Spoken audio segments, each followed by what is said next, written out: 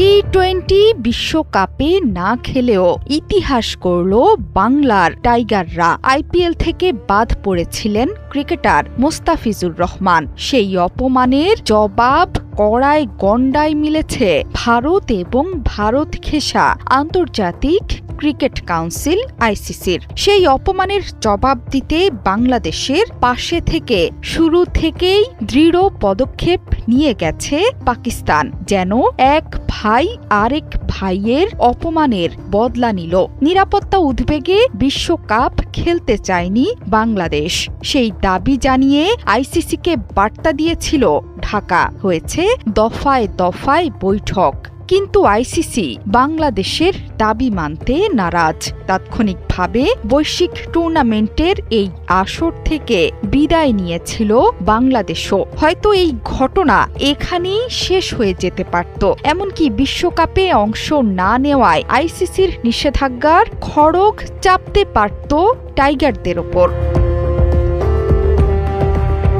কিন্তু কোনো কিছুই হলো না বাংলাদেশের, বরং সম্মান বেড়েছে, সাথে মিলেছে পুরস্কারও। এখানে অবশ্য প্রধান ভূমিকা রেখেছে পাকিস্তান ক্রিকেট বোর্ড এবং শাহবাজ শরীফের সরকার। আইসিসির সাথে এ নিয়ে দফায় দফায় মতবিরোধে জড়িয়েছে পাকিস্তান। এমনকি এই টুর্নামেন্টে অংশ নিলেও ভারত ম্যাচ বয়কটের ডাক দেয় পাকিস্তান সরকার। এখানেই বাধে যত বিপত্তি। সাধারণত ভারত পাকিস্তান ম্যাচকে ঘিরেই জমজমাট থাকে বিশ্বকাপের আসর। সেখানে এই ম্যাচ না হওয়া মানে বিশাল ক্ষতি। এই বিপর্যয়ের হাত থেকে বাঁচতে পাকিস্তানে ছুটে গেছেন আইসিসির কর্মকর্তা। সেখানে বাংলাদেশের সম্মান ফেরাতে পাকিস্তান বেঁধে দিয়েছিল শর্ত। এই নিয়েই পেশোয়ারে কথা বলেছেন পিসিবি প্রধান মাহসিন নাকভি।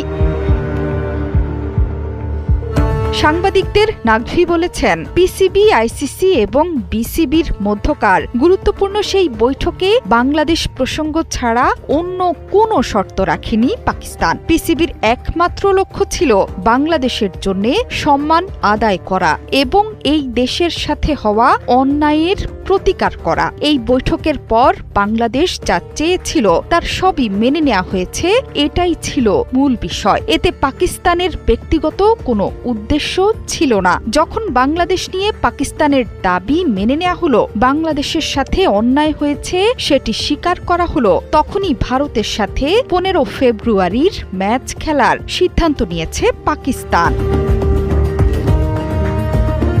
সেই বৈঠকের পর বিশ্ব ক্রিকেটের সর্বোচ্চ সংস্থা সংবাদ বিজ্ঞপ্তিতে জানায়, নিজ দাবিতে অনড় থেকে টি-20 বিশ্বকাপে না খেললেও বাংলাদেশকে কোনো শাস্তি বা জরিমানা করা হবে না। উল্টো 2031 সালের ওয়ানডে বিশ্বকাপের আগেই আরও একটি বৈশ্বিক টুর্নামেন্টে স্বাগতিক করা হবে বাংলাদেশকে। শুধু তাই নয়, চলমান বৈশ্বিক টুর্নামেন্টে টাইগারদের না থাকাকে দুর্ভাগ্যজনক অনুপস্থিতি বলে সংবাদ বিজ্ঞপ্তিতে উল্লেখ করেছে আইসিসি।